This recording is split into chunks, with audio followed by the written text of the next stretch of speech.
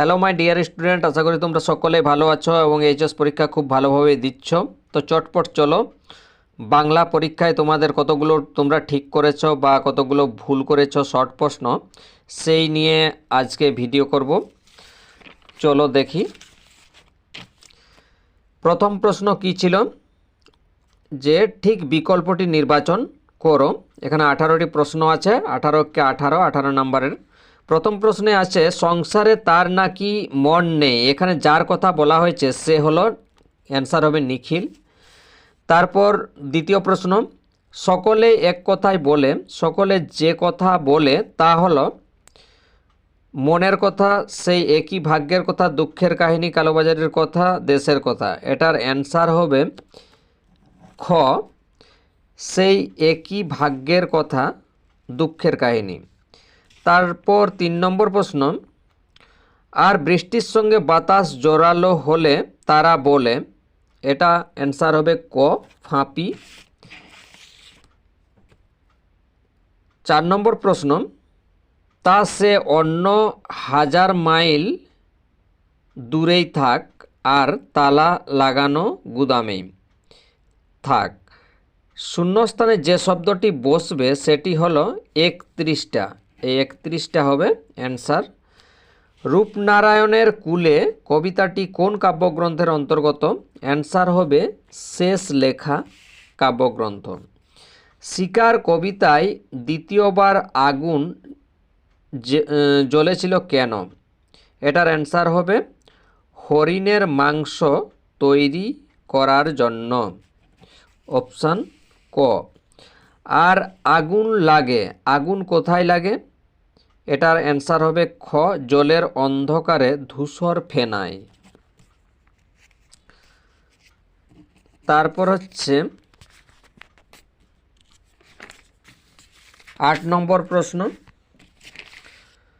ক্রন্দনরতা জননীর পাশে কবিতায় নিখোঁজ মেয়েটিকে পাওয়া গিয়েছিল কোথায়? জঙ্গলে।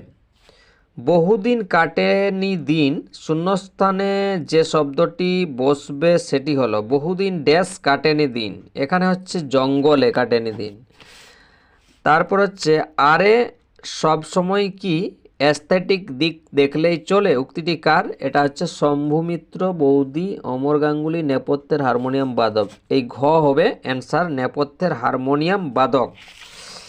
তারপর হচ্ছে রাজা রথারোহণম নাটয়তি কথাটির অর্থ হল রাজা রথে আরোহণ করার ভঙ্গি করলেন, অপশান ঘ হবে। তারপরের প্রশ্ন, নানা রঙের দিন নাটকে মাঝরাতে রজনীকান্ত যার পোশাক পরেছিলেন তিনি হলেন দিলদার। তারপর হচ্ছে অথবা এ কথাটা মালিকের কানে তুলবেন না চাটুজ্জেমশাই। কথাটা হলো রোজ লুকিয়ে গ্রিন রুমে ঘুমানোর কথা, অপশান ক হচ্ছে অ্যান্সার। তারপর 14 নম্বর প্রশ্ন, জয় তোরণে ঠাসা। এখানে যে জায়গার কথা বলা হয়েছে সেটা হলো মোহনীয় রোম, অপশান খ হবে অ্যান্সার। জল পানের আশায় মর্দানাকে কতবার পাহাড়ের চূড়ায় উঠতে হয়েছিল? এটার অ্যান্সার হবে গ, 3 বার। বাক্যের অব্যবহিত উপাদান বিশ্লেষণের কথা কে বলেছিলেন? ব্লুমফিল্ড। ওয়ালা প্রত্যয়টি হল পরাধীন রূপমূল, অপশান ক, পরাধীন রূপমূল হবে। মধ্যযুগের সন্তগণ নামে পরিচিত বিরাটাকার ভিত্তি চিত্রটির স্রষ্টা হলেন বিনোদ বিহারী মুখোপাধ্যায়। নবজীবনের গান কার রচনা? জ্যোতিরিন্দ্র মৈত্র। ইন্ডিয়ান স্ট্যাটিস্টিক্যাল ইনস্টিটিউটকে প্রতিষ্ঠা করেন প্রশান্ত চন্দ্র মহলানবিশ, অপশান ঘ অ্যান্সার। কুস্তি খেলার একটি পেঁচের নাম হল পয়েন্ট। অযান্ত্রিক চলচ্চিত্রটির পরিচালককে? সত্যজিৎ রায়, ঋত্বিক ঘটক, মৃণাল সেন, তপন সিংহ। এটা হচ্ছে ঋত্বিক ঘটক। তারপর আছে সংক্ষিপ্ত উত্তরভিত্তিক প্রশ্নাবলী। এখানে 20টি প্রশ্ন, 20টি শব্দে প্রশ্নগুলির উত্তর দাও। এখানে কতগুলো আছে? 12, 12 গুণিত 1, 12 নাম্বার। এখানে কি অ্যান্সার হবে? বুড়ো কর্তা মারা যাওয়ার পর পিসিমা সেই মৃত্যুর জন্য কাকে দোষারোপ করেছিলেন? এটার অ্যান্সার হবে তান্ত্রিক। এ অন্যায় নয়, অত্যাচার নয়, বক্তা কাকে অন্যায় এবং অত্যাচার বলেছেন? এটা যে মৃত্যুঞ্জয় না খেলে তরুমাও খাবে না, এটাকেই বলা হয়েছে। তারপর হচ্ছে সেখানেই গড়ে উঠেছে একটা ছোট্ট বাজার, বাজারে কি কি জিনিসের দোকান আছে? এটার অ্যান্সার হবে সন্দেশের দোকান, চায়ের দোকান, মনোহরির দোকান, এইগুলো। তারপর দেখা গেল এক অদ্ভুত দৃশ্য। অদ্ভুত দৃশ্যটি কি? সেটা হচ্ছে, অদ্ভুত দৃশ্যটি হচ্ছে বুড়ির মৃতদেহ নড়ছে এবং উঠে বসার চেষ্টা করছে, এটাই ছিল অদ্ভুত দৃশ্য। অলস সূর্য দেয় এঁকে। অলস সূর্য কোথায় কি এঁকে দেয়? অলস সূর্য কোথায় কি এঁকে দেয়? না, গলিত সোনার মতো যে উজ্জ্বল আলোকস্তম্ভ আঁকে সন্ধ্যার জলস্রোতে, সেটা অলস সূর্য গলিত সোনার মতো উজ্জ্বল আলোর স্তম্ভ আঁকে সন্ধ্যার জলস্রোতে। কোথায়? সন্ধ্যার জলস্রোতে। কঠিনেরে ভালোবাসিলাম। কবি কোন কঠিনকে ভালোবাসলেন? এখানে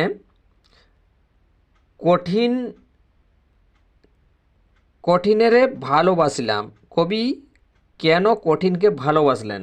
কারণ হচ্ছে কঠিন কখনো বঞ্চনা করে না, তাই কবি কঠিনকে ভালোবেসেছেন।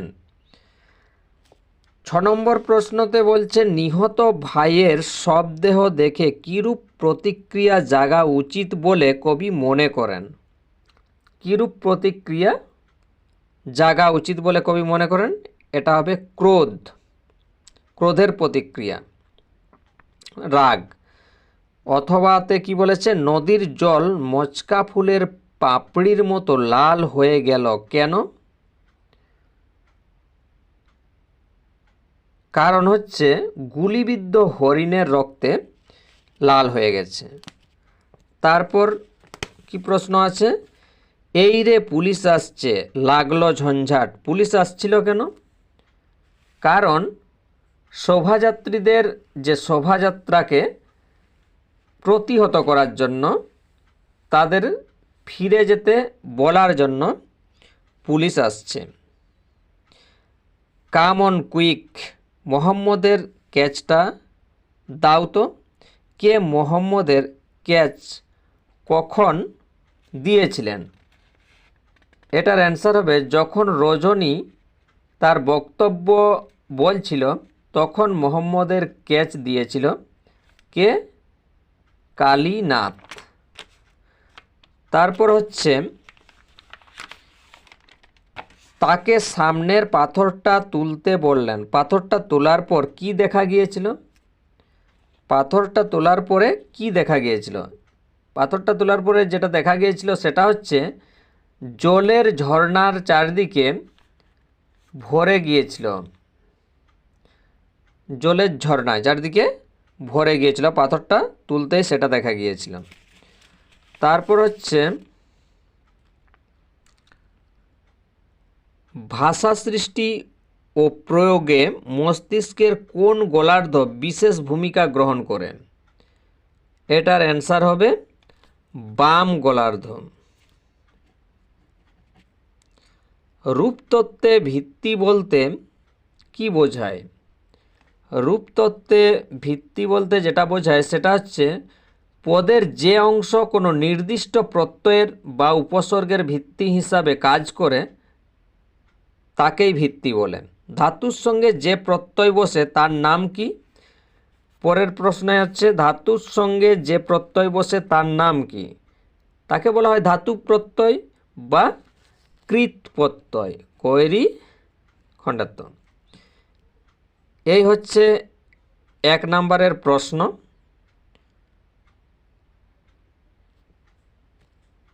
তোমরা অবশ্যই মিলিয়ে নিবে কতগুলো ঠিক করেছো কতগুলো ভুল করেছো।